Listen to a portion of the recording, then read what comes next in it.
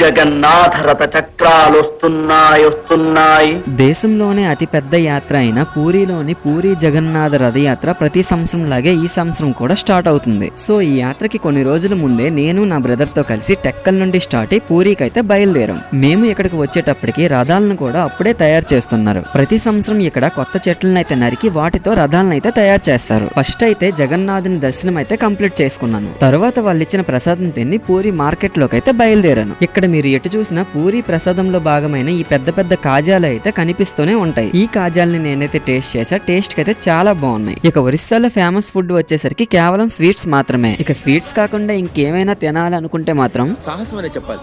ఇక్కడ స్వీట్స్ లో famous sweet ఏంటి అంటే చెన్నపొడ.